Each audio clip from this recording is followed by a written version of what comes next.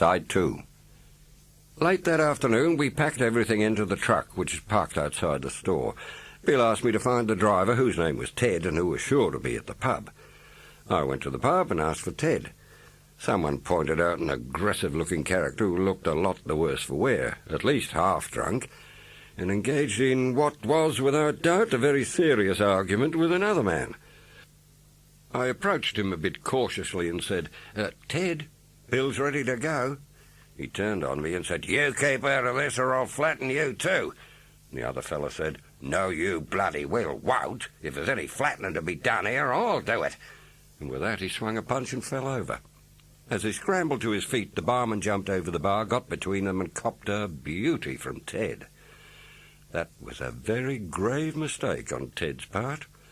As it turned out, the barman was a very capable pugilist. He took one step back, carefully measured the distance, and laid Ted out cold.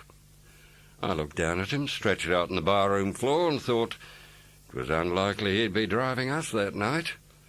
I went back to Bill McEwen and told him the bad news. He was fairly philosophical about it, and said it would be a bloody miracle if he ever came to town and got out again without something going wrong. We both settled into the pub for the night. The next morning, a friend of Ted's turned up and said he would drive us out, explaining that Ted was a bit crook. We picked up the 2 men I'd recruited and left. Bill's camp was at Yellow Waterhole, just below the junction of the Burke on the Georgina. He'd put on 2 men just before he went to Boulia for his store, so were now 6 of us. Nearly a full camp, but without a cook. We mustered the horses, shod them, and left for Chatsworth, nearly 100 miles away. As the delivery date wasn't for another week, we took it in easy stages and got to the boundary 5 days later. We took delivery of the cattle and headed them for the stock route. The Chatsworth head stockman and his camp staying with us for a couple of days until the cattle settled down. When they left, we could hold them at night with 2 men on watch. A couple of days later, we were down 1. I was doing the horse-tailing and some cooking. The boss helped out now and then. It was rough, but no one complained. Well, not too loudly, anyway. I had 4 saddle horses, 1 more than the usual quota. Vanity, a grey, a chestnut mare called Music, a black horse, Friday, and a big bay horse called Clown. I didn't think he was well named. He stood about 16 hands with as evil an eye as I'd seen. Earlier Bill had said, "Hey, you better take that bay horse, Tom. I think he might be a bit too much for any of these other fellas." And as an afterthought, he might buck a bit. Might buck a bit, eh? I looked him over. When Bill McEwen said that, he was sure to be rough. "What kind of a bit, Bill?" I asked him. "A big bit or a little bit?" He laughed and said, "Well, sort of in between." "Yes," I said, "I think you're right, Bill. But it might be me that's in between the saddle and the blue sky." Whenever I went to unhobble him or hobble him, he always stood tense and laid his ears back. The milk of equine kindness ran very thinly in his veins. I caught and saddled him, and as I girthed him up, he laid his ears back and snapped at me. Frankly, I had the shit scared out of me. I reined him up, keeping the near side rein tighter, pulling his head towards me. I put a foot in the stirrup, pressing my knee into his shoulder, and swung into the saddle. For a fraction of a second he stood still, then reared straight up on his hind legs. I thought for a moment he was going to rear over backwards, which is a nasty one, but he came back onto all 4s and started to buck. He spun, he twisted, and he reared up again. He came back and bucked and twisted. I nearly went that time and thought it wouldn't be long now. Then I could feel him easing up, but only a little. I thought I might make it, but I was nearly done. A few more bucks and I knew I had him. But it was touch and go. I thought, I'm going to make it. Suddenly he stopped. I could feel him trembling all over. I patted him and rubbed him along his neck and spoke to him, putting as much affection into my voice as I could, certainly a lot more than I felt. He gave a few more half-hearted bucks, then stopped. He was really done in, and so was I. If I'd seen him bucking beforehand, I would never have believed I could have ridden him. All the camp had been watching. Silently I got off and led him back to the campfire. Bill McEwen said, "That was as good a ride as I've seen, Tom." It was a good moment for me. I knew then that I could ride. Bill would have been a good horseman in his day. Dalgonnelly was the place of which it was said, "Where the man that holds his own is good enough." I coughed up a couple of spots of blood, had a pannikin of hot tea, and went out and mustered the horses. A week later, we came to Bedourie, a little town on the Georgina, which at this stage had now become Ayers Creek. There was a combined pub and store, a police station, and an empty house Bill said was some drover's home when he wasn't on the road with cattle. A few blacks were wandering around, and the usual mob of goats. Our rations were replenished from the store, and a cook joined us, which was a godsend. We went on, and when we were close to Cluny Station, the head stockman came out to meet us. Billy Mackey had worked in a circus, and consequently had got the name of Circus Billy. He had a reputation as a trick horseman, and was something of a legend in the West. He was mounted on a fine-looking grey when he rode into our camp. We'd been looking forward to meeting him, but he was in no mood to demonstrate any of his skills. He'd just given his cook a hiding and sacked him after catching him in flagrante delicto with a pack mare. It shook me somewhat. I'd heard of this sort of thing before, but never really believed it happened. Everyone thought it was a marvellous story, and it was doing the rounds of the campfires for a long time. Mackie stayed with us until we got to the Munkeera boundary, no doubt thinking we would have killed a Cluny bullock, which was reasonable thinking. When he left us, still carrying on about his ex-cook, his last words were, "It wasn't even a good-looking mare." When we got to Munkeera, we'd done 40 miles without a drink for the bullocks. We'd got horse water at a bore 10 miles off the stock route, which was too far to take the bullocks. We were now on the Diamantina River. There was good water, but nothing in the way of feed. The stock route was eaten out. After the 40-mile stage, we would have liked to have had a day or two's spell, but there was no point in it. The Munkeera manager told McEwen there was good feed on Farrers Creek, nearly 70 miles away, with one waterhole, Toonka, in between. The day before we got to Toonka was December 25th. The cook was developing sandy blight. I had every reason to be sorry for him, but it looked as if I'd have to do the cooking. It was not a Merry Christmas. We got to the low and boggy waterhole late in the afternoon. Bill had let the leaders stride out 2 or 3 miles back so that they got to the water a few at a time. 2 got bogged, we couldn't get them out, and they had to be shot. Before we got to Currawilla on Farrers Creek, we dropped a few more along the track. They were starting to feel the effects of the dry stages and the shortage of feed. When we got to Farrers Creek, it was like riding into paradise just to see green grass again, and in such profusion. It was a marvellous experience. It was belly deep, and I almost felt as though I could get off a horse and have a feed myself. That night there was no need to watch the cattle. They wouldn't stray far in that kind of feed. The creek was wide, a series of channels, and there was plenty of water. After a couple of days, we got the cattle together very reluctantly and went on. We would have liked to stay longer, but at 2 shillings a head, 100 miles, McEwen couldn't afford to dawdle. He was paid for what cattle he delivered, and the losses were already starting to mount. 2 days later, we got to Mooraberry Station, owned and run by Mrs. Duncan Kemp, a widow of outstanding ability and character who carried on after her husband died. Mrs. Duncan Kemp wrote several books. I recall Where Strange Parts Go Down, Where Strange Gods Call, and Our Channel Country, describing 5 terrible years of drought. Bill McEwen knew her, and we got our pack bags filled with good meat. Bill said later, "I expect it was one of Sid's bullocks," referring to Sir Sidney Kidman, who owned most of the country in those parts. After Farrers Creek, there was no more green grass and not much of any other kind. We got to Windora, the first town we'd seen since leaving Bedourie. We camped a couple of miles out, and the boss rode in to get rations and what news he could glean regarding what was ahead in the way of water and grass.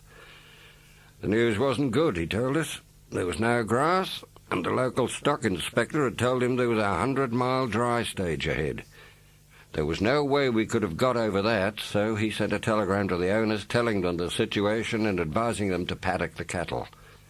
A reply came back instructing him to find a suitable paddock, and he got the job of looking after them, which amounted to riding the fences. So that was that. We got our checks in Windora, and 2 days later I got a job on one of Kidman's stations, Durry, about halfway between Windor and Birdsville. The manager, Barbed Wire Edwards, his brother Tie Wire managed Glengyle, had come to Windor on business and was looking for a stockman. After talking to Bill McEwen, he asked me if I'd take a job. He only needed one man, and I think Bill had told him I was all right and could ride a bit. It was about 140 miles to Durry. We got there at sundown. Edwards handed me over to the head stockman, Jack Lee. The other men were Norman Hagan, Greenhide Joe, I don't think I ever heard his other name, a half-caste named Bill Goringi, and an Aborigine, Tommy Scarlett. They were all good men. I liked Bill Goringi very much. He was a superb horseman, as was Tommy Scarlett, a most likeable bloke. It was a happy camp. The next day, I was right among the action. Horses were brought in and drafted through the yard in preparation for mustering. The next 2 days, we were all busy shoeing. The head stockman pointed out 4 horses that were to be mine for this muster. Among them were a bay called Bengal, which he said would buck, and a brown horse, Bobs, which he described as a dirty bastard. He didn't have to tell me he was going to be a handful, I could see that. Also his name was some indication. Bobs was the name of one of Queensland's most famous outlaws, and I expect he'd be named after that outlaw for a very good reason. The day we left, I saddled Bengal in the round yard, the breaking-in yard, and he bucked a bit, though not too badly. I rode him fairly comfortably. Someone opened the gate for me, and as we went through, he bucked fairly high, and I hit the side of my head on the gate cap, a heavy log, across the top of the gate post. I suppose I turned my head instinctively as he bucked under the cap. Anyway, it knocked me out of the saddle half-stunned. I got up and walked straight into the stockyard rails, which flattened me. I remember none of this. I was led back to the quarters and, I think, laid down. Someone poured cold water over me, and I started to come to. The manager arrived with a bottle of rum and gave me a good one. I was nearly right, but not quite. Took another rum to do that. It delayed our departure for a while, but I seemed to recover fairly quickly. I changed to a quiet horse, and we all rode off. We mustered down the Diamantina River. The cattle, not having been handled for a couple of years, were wild, but we had good horses. I saddled up the brown horse Bobs and took him down into the riverbed where there was loose sand, fetlock deep, which made it harder for the horse and softer for me if I was going to take a fall. Jack Lee suggested I didn't wear spurs on him. Superfluous advice. I had no intention of doing that. He gave me a hard time, but I rode him out. The waterholes were brimming, and there was an abundance of wild duck. The head stockman dug out an old shotgun out of one of the pack bags, put it together, gave it to one of the Aboriginal stockmen with a couple of cartridges. It was a genuine museum piece. The stock had been broken at some time and repaired with greenhide lacing, and the barrel was bound with copper wire. It looked equally lethal at both ends. The man took it with a lot more confidence than I could have mustered, and came back in one piece and with half a dozen ducks. We worked our way down the river until we got close to the boundary of our western neighbour, Roseburth Station. Their camp joined us for a couple of days along the boundary. Our last camp for that muster was close to Birdsville, and as we'd been working for nearly 2 weeks without a break, we all rode into the town. We made a beeline for the hotel, where there seemed to be some action. 2 stockmen, drovers' hands as it turned out, were having a fight outside. It didn't seem very serious. We watched them for a while, but it wasn't very interesting. Bronco Smith, a drover, had just come back from Maree after delivering a mob of Kidman's bullocks to the railhead. As I found out, Kidman dominated everything and seemed to own pretty well all the cattle in most of the country. The 2 men who'd been fighting came into the bar, had a few drinks, went out again and took up where they left off. No one was taking much notice of them, and after a while they gave up. It was very hot. Too hot for that sort of thing, and they didn't seem to be bad friends. Well, not too bad, anyway. After a couple of days in Birdsville, we made our way back to Durry. Our next muster took us over to Mount Leonard Station, and it was here, camped on a waterhole called Milkery, that I had my 21st birthday. Didn't seem worth mentioning to anyone, and of course it was no different from any other day. I worked on Durry for nearly 6 months, but never really liked the country. I think that would be impossible. It's always amazed me that anyone would want to live there. But there were plenty of people bred and born there who lived their life out in that harsh environment, hundreds of miles from any township, suffering heartbreaking droughts of years' duration, savage floods, and sandstorms of unbelievable ferocity. Their only lifeline for many years was a string of camels plodding wearily over several hundred miles of what must have seemed interminable sandhills from the railhead in South Australia to Birdsville. When they departed their vale of tears, they may not always have been unwept, but they were certainly unhonoured and unsung. And although it was an experience that I did not regret, it was with some relief that I threw my saddle and bridle onto the back of a truck and headed north. I got to Boulia once again, and the first man I ran into was Jack Clark, who was about to leave for Mount Merlin station to lift a mob of bullocks for trucking at Dardjara. I wasn't particularly anxious to go drovey again, but he was going in the right direction and I'd be paid. A few days after the bullocks were trucked, I reached Camberwell. I was in sight of the territory border. I was, by my standards, fairly flush with money. I had nearly £40, so I stayed at Riley's Hotel, the top pub.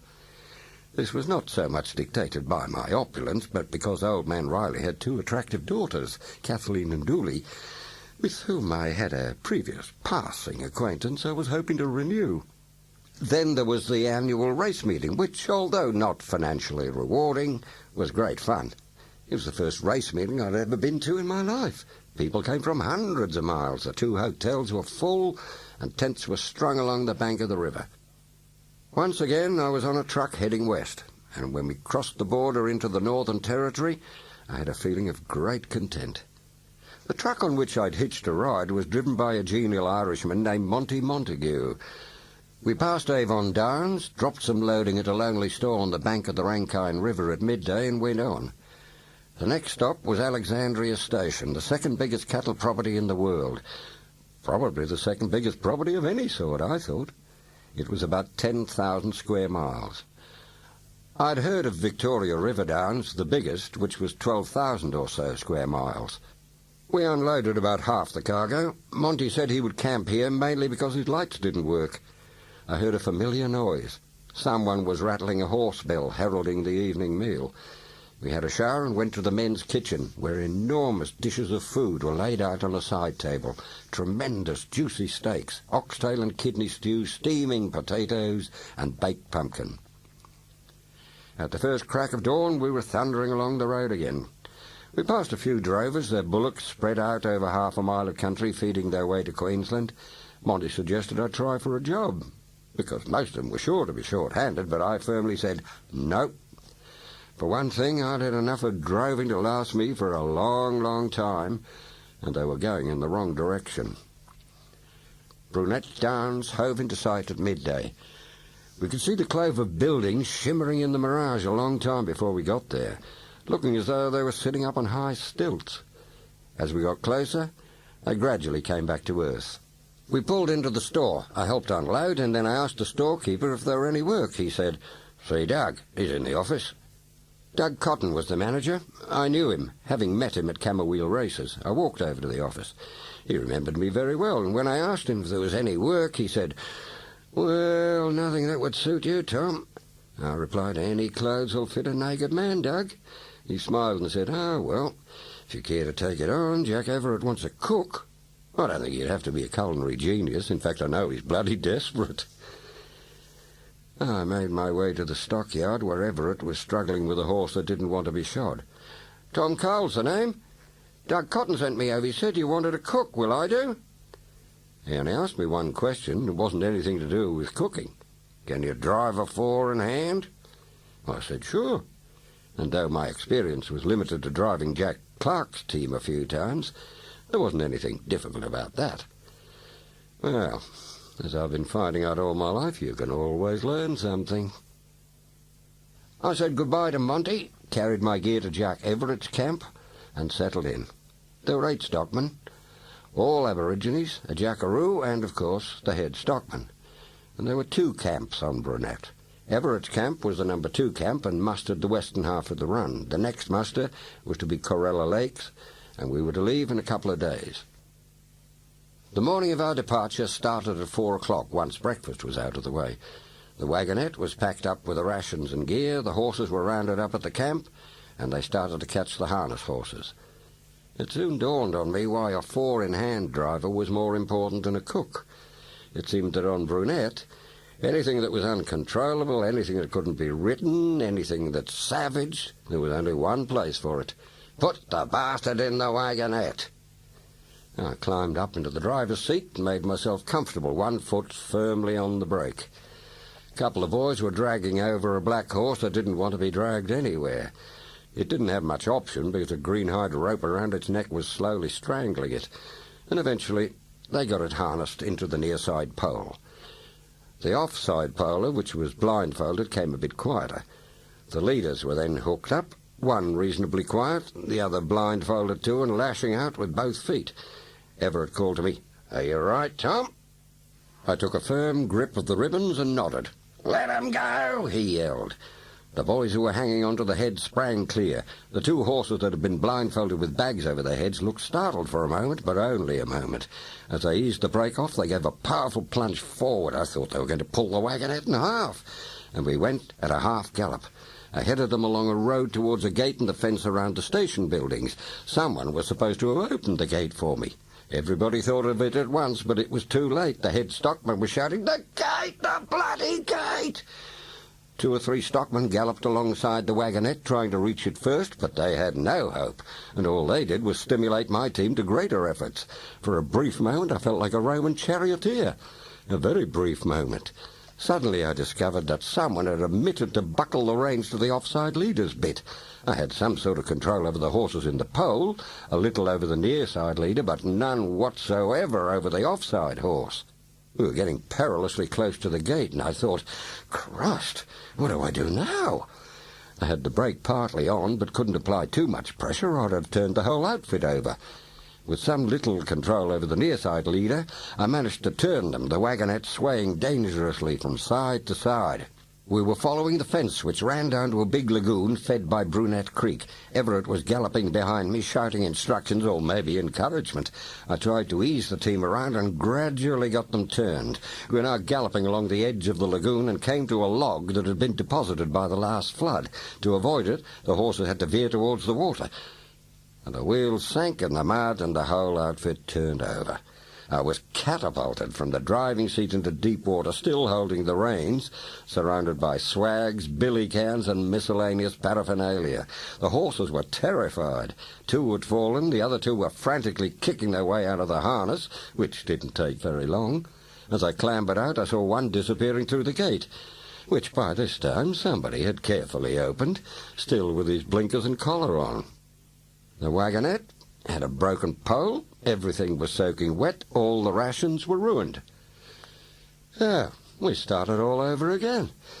We dried our swags out, fresh rations were drawn from the store, 2 stockmen rode out to the horse paddock, presumably to find another bloody outlaw to replace the horse that had galloped through the open gate, and which wasn't found for 3 weeks. Surprisingly, Jack Everett told me I'd handled the team well. And although I'd been in the driving seat for about 5 minutes, I felt I'd packed a fair bit of experience into that amount of time. The station blacksmith fitted a new pole, and once again I was up in the driver's seat wondering what was going to happen next.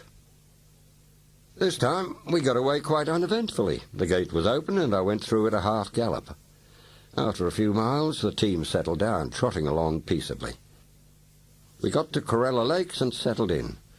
Arrangements had been made to meet a stock camp from Alroy, a neighbouring station to the south, which had cattle mixed with ours all along the boundary. They were already there, 4 Aboriginal stockmen in charge of a jackaroo named Marcel Verbruggen. Verbruggen's father was the conductor of a Sydney Symphony Orchestra and a friend of the owner of Alroy Downs. Apparently young Verbruggen was a bit of a handful, and the conductor asked old man Schmidt to take his son out to the most remote of his several stations and keep him there for a couple of years. I liked Marcel from the start. He'd adapted himself to the bush extremely well. But my most enduring memory of him is that he taught me to make yeast and bake bread, which was no mean accomplishment. Counting the Alroy camp, I had 14 hungry stockmen to feed, and keeping bread up to them was the biggest job. In an expansive mood, Jack Everett told me I might make a cook one day. Not if I had anything to do with it, I thought. We finished the Corella Lakes muster. Alroy got about 200 head of its cattle, and after the clean skins were split, had nearly 300 altogether. They went back to Alroy. We moved to another area and mustered for a few more weeks. Jack Everett said we'd branded more than 1,000 head. The camp was packed up once again, and we went back to the station. The shoes were pulled off the horses and they were turned out. My career as a cook came to an end. And though I didn't exactly go out in a blaze of glory, no one died of food poisoning either. After a few weeks, I realised Wilson knew I was getting restless and could see I wasn't going to stay much longer. "Look," Tommy said, "I can fix you up. There are 4 fresh horses running in my horse paddock. They belong to Bill Crowson, the drover. He lost them when he went through on his way back to Wave Hill a couple of months ago. Now, you take 'em. You'll find Bill at Wave Hill, and he'll be glad to see them, I know that. He's got a mob of bullocks to lift in early March, and by the time you get there, there'll be plenty of stock work available." 6 days after leaving Anthony's Lagoon, I rode into Newcastle waters, and over that lonely track I had not passed a single homestead or building or seen a single person. Newcastle waters was a fairly big property, something in excess of 4,000 square miles. The homestead sat up on a ridge overlooking the waterhole, which is about half a mile long, and a very welcome sight. There didn't seem much grass for my horses, but then I wasn't expecting any. I unpacked about 50 yards from the edge of the lagoon. I could see a camp further up the creek, a drover's camp by the look of the gear and the number of pack saddles and riding saddles. I walked over and made myself known to a couple of men at the camp. They told me I'd have to take my horses 4 or 5 miles to get them a decent feed, which was pretty well what I expected. One of them said he was waiting for a telegram that would tell him where to go for his next mob of cattle. I realised then that I was on the overland telegraph line. Newcastle Water Station acted as an unofficial post office. There was also a store from which drovers and travellers could pick up rations. The next morning I mustered my horses early, went to the station store and filled up with rations. Among my purchases was a bottle of strychnine, sold freely in all stores in the back country, despite being one of the deadliest poisons. Buying the poison was a last-minute decision. Chatting to the storekeeper, who was also the station manager, the subject of the scarcity of work came up. He said, "Well, why don't you do a bit of dog stiffening?" The bush term for dingo poisoning. "They're giving my cattle bloody hell. There's packs of them down Newcastle Creek." So I turned south, following Newcastle Creek. I didn't expect to make much, but I thought I might as well be idle as doing nothing. At the best, it might keep my tucker bags full. Dingo scalps were worth a bounty of 5 shillings each, with payment made through police stations. There wasn't a police station within 200 miles, but any storekeeper would take them. They were good currency. I was in the skin and hair trade at last. The station manager was right. There were packs of dingoes. I rarely saw one in the daytime, but at night they howled and snarled and fought over the baits I had laid, I hoped, but they weren't keen on getting poisoned. I usually got 1 each night. Twice I got 2. I scalped them and dried them in the sun. My rations took on the peculiar odour of dry and half-dried dog scalps. I followed the overland telegraph line, and 60 miles from Newcastle waters I came to Powell's Creek Telegraph Station, manned by 2 white men and a number of Aborigines. I stayed at Powell's Creek for 3 days. When I rode on, my pack bags were well replenished by the generosity of Bill Phillips and Jim Andrews, the station's operator and linesman. 3 days and 4 dog scalps later, I rode up to Banker Homestead, a cattle station owned by Paddy and Jim Ambrose, who gave me a hearty welcome. Banker was a nice property. There were about 2,000 square miles, running a herd of 20,000 or so Herefords. The horses were good quality, probably 3/4 thoroughbred. The homestead was at the foot of a low range, alongside a beautiful clear spring. It was built of mud bricks made of ant bed. The first time I'd seen this kind of construction. After a couple of days I mentioned moving on, but the Ambroses pressed me to stay, not because of the odd jobs, making greenhide ropes, helping to put a few rails in the stockyard, but because they genuinely liked company. Eventually it was suggested that I break some horses, to which I agreed readily. I hadn't done any horse breaking before, although I'd given a hand a few times, but I was confident I could do the job, and I was anxious to get the experience. Paddy explained They couldn't afford to pay wages, but if I'd like to break in some colts, I could have one for every 4 I broke in. I thought this was a good idea, since I didn't own the horses I was using. He gave me a good offsider, and the next day we got greenhide ropes and breaking tackle from the harness room and started work. The arrangement was very fair. The first 4 horses I broke in were inspected by Paddy and passed, and he let me have first pick. From the next batch, Paddy had first pick, and so on. The standard of horseflesh was pretty good, and after a few weeks I had 5 good horses, a nice bay, a beautiful chestnut, a well-built chunky mare, ideal for a pack horse, and a couple of others. It was early December, and I had to give some thought to making back north and going across to Wave Hill so I could return the 4 horses Jim Wilson had given me to their rightful owner, who was blissfully unaware of their peregrinations. But I got sidetracked again. There was going to be a race meeting at Barrow Creek, 200 miles to the south. The Ambroses intended to go, and I was soon infected with their enthusiasm. Something like 40 head of horses were mustered up and drafted through the stockyard. The quality was very good.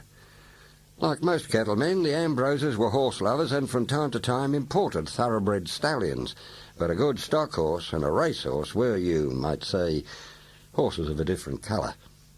For 2 days we galloped horses over a plain nearby, and in the end came up with 2 with fairly good credentials, one a big black called Black Watch, and the other a nice bay colt, Curio.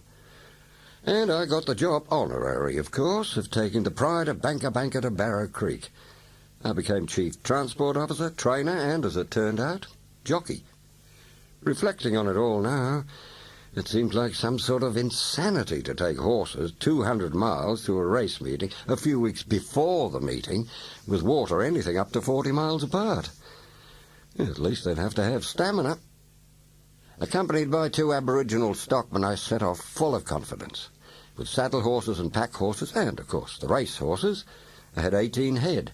The first water, Attack Creek, was 20 miles, and from there it was 40 miles to Tennant Creek Telegraph Station. Then on to Kelly Well, 32 miles further. It had been a stinking hot day, and we arrived hot, tired, and thirsty. The 2 stockmen manned the windlass and wound up the heavy bucket. And floating on top of that precious water was a dead snake, putrid and foul. 3 days later, we arrived at Barrow Creek, also a telegraph station, chiefly famous for an attack by blacks many years earlier, when the telegraph operator, the linesman, and another man were speared.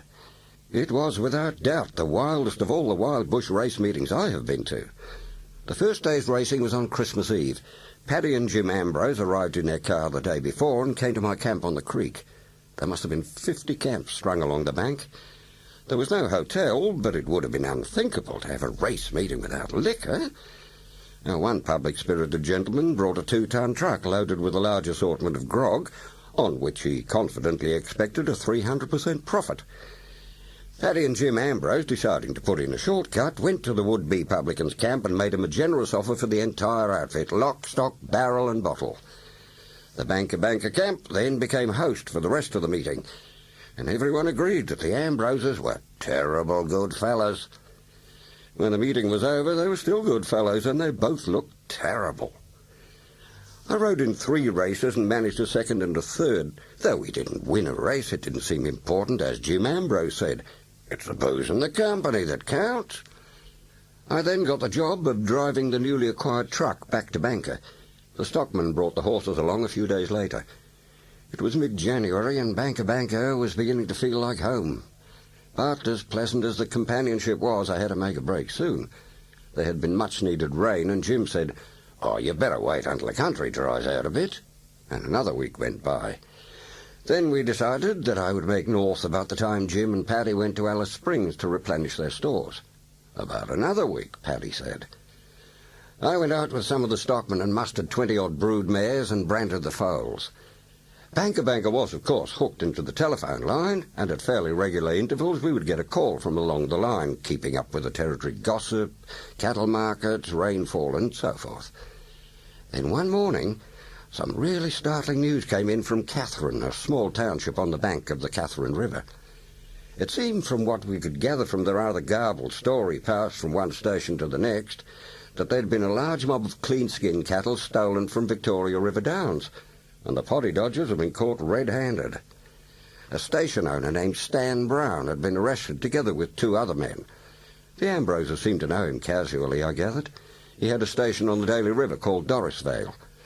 The trial was to take place in Katherine in about a week, and the Ambroses decided that they would go to Katherine for their stores instead of Alice Springs. Would I like to come with them? There was only one answer to that. We stayed in Katherine for a few days after the court case. Paddy Ambrose and I went round to the lock-up to say goodbye to Brown and the 2 other men involved, mumbling words of good cheer that didn't have much effect. Stan deplored the fact that cattle-stealing cases were tried by a judge only. In the cattle country of Queensland, juries were abolished some years ago, and the Northern Territory followed suit soon after. One day, I was approached by an elderly gent who introduced himself as Alec Moray. I knew instantly who he was, pastoral inspector for Vesties, controlling all the firm's cattle stations. He came straight to the point. He wanted a head stockman for Wave Hill, one of Vesties' larger properties. He'd been talking to the Ambroses, and they had recommended me, for which I was grateful. I accepted with alacrity. Paddy and Jim were quite happy to look after my horses until I could make arrangements to get them. They also said that they would see that Bill Crowson, whose horses I had brought from Anthony's Lagoon, would get them back. Everything fell into place nicely. 2 days later, I was on Bob McLennan's mail truck heading for Wave Hill, 300 miles to the west. McLennan, the mail contractor, was a Gallipoli veteran and a seasoned warrior in many other fields. In the dry season, he battled his way over what was not much more than a bridle track in an old truck that testified clearly to the rugged conditions. Dropping mail at Willaroo, the first stop, 100 miles from Katherine, then another 30 to Delamere, then 70 miles to Victoria River Downs completed the first day. Pigeonhole, an outstation of VRD, was next. And finally, Wave Hill, the round trip, 600 miles. Vesties owned 17 cattle stations, from Western Australia in an almost unbroken chain to the Overland Telegraph Line, totalling something in excess of 40,000 square miles. They were but a fraction of this multinational company's interest. Headed by Lord Vesty, the firm had substantial interest in Africa, Latin America, meatworks scattered around the world like confetti, and the Blue Star Line, one of the world's largest shipping companies, flew the Vesty house flag. This vast empire was one of the most successful in the world, judging by the publicity given to what must have been one of the most ingenious accounting systems ever devised. It enabled Vesties, while accumulating massive profits, to completely escape the demands of the British taxation authorities. Wave Hill was the jewel in the crown of the Australian Pastoral Division. Being head stockman there carried a certain amount of prestige. It gave me a lot of satisfaction to take over the camp of such a famous station. I introduced myself to the manager, Alec McGugan, a man of few words. He pointed out my quarters with the remark that he didn't think I'd be seeing much of them, which I took as a hint that he didn't expect to see much of me around the station area. After saying that he'd see me first thing in the morning to take me out to the stock camp, he left me to my own devices. I made the acquaintance of the storekeeper, the saddler, the blacksmith-cum-mechanic, and a well-borer. I was trying to get as much information about Wave Hill as possible. One thing they all agreed on was that McGugan was an odd sort of a bastard, and apparently he'd had quite a few men through his hands in a fairly short space of time. I was the third head stockman he'd had for the number 1 camp that year, and it was only July. There were 3 stock camps, number 1, number 2, and Catfish. Number 2 and Catfish were outstations, and consequently he didn't come into contact with the manager much, which it would seem made for a better relationship. McGugan took me out to my new command, which was camped on the Camfield River, about 25 miles from the station. On the way, he gave me a rundown on my duties. Number 1 camp was the bullock camp and didn't have much branding to do, except towards the end of the year on the Camfield, sometimes meeting Pigeonhole, an outstation of Victoria River Downs, for a boundary muster. The Wave Hill herd was about 30,000. The mustering and branding of these was taken care of by number 2 and Catfish camps. Wave Hill was a depot for bullocks coming from the western stations, and number 1 received them from the drovers, turned them out into the paddock where they would be rested for a year, and the drovers would be given a fresh mob, always 1,350. which they would take to a company station in Queensland, a walk of 800 miles. Now, the camp usually handled about 30 to 40,000 bullocks in a season. This sounds a very formidable figure, but not as daunting as it appears. Well, the head stockman would know exactly when a drover was due. He'd take delivery of the drover's bullocks, count them, turn them into a paddock, count over a fresh mob to him, all in one day. In some cases, the drover might ask for a day's spell, but the schedule was a fairly tight one, with mobs arriving 4 or 5 days apart. We got to the stock camp at midday, and after a brief exchange, McGugan left. Whatever bonds of friendship there may have been once were now conspicuously absent. I thought Gordon Smith, the outgoing head stockman, was a good type, and though I was taking his job, I knew nothing of the circumstances of his departure. He greeted me warmly, and together we went over details of the camp. He had the working horses rounded up, and we looked through the horse book. It seemed there were about 150 working horses. 50 to 60 were in work at a time, roughly 5 or 6 weeks between changes. They were very good horses and had been well looked after. They were all well shod and their backs were good. In a badly run camp, saddle sores were frequently prominent. All the saddlery was in good condition and everything was nice and tidy. There were 9 aboriginal stockmen, a young jackaroo and a Chinese cook. Well, I ran the Wave Hill camp for the rest of that year and found McGugan a very difficult man to work for. In November, I brought my camp into the station for a change of horses. We were busy pulling the shoes off before turning them out. It was stinking hot. I was struggling with a mare who was being twice as obstinate getting her shoes pulled off as she was when they were being put on. McGugan didn't choose an ideal time to come over to the horse yard and criticise. I hadn't seen him coming and had just torn my hand on a bent horseshoe nail. I suddenly heard his voice. "What are you doing in at the station, Cole? You're supposed to be mustering cattle at Creek." "Well, I'm not mustering cattle fucking Creek because it's dry from one end to the other. Consequently, there are no cattle there to muster. The reason for that being because they like to be somewhere where they can get a drink now and then." But he wasn't going to be beaten as easily as that. "Well, that may be, but I don't think you need a change of horses. Your horses are in very good condition. They're good for another couple of weeks." At this stage, I knew it was all over for me at Wave Hill.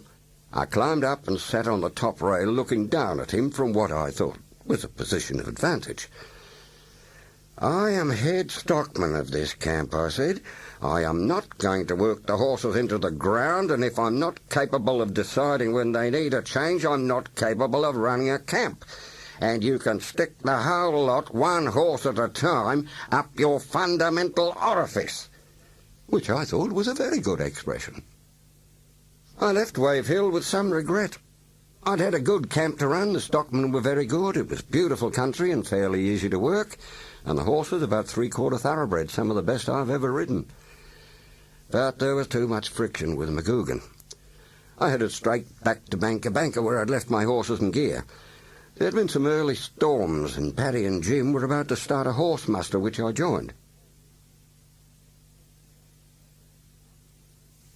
After a week, we'd got more than 100 together, including mine.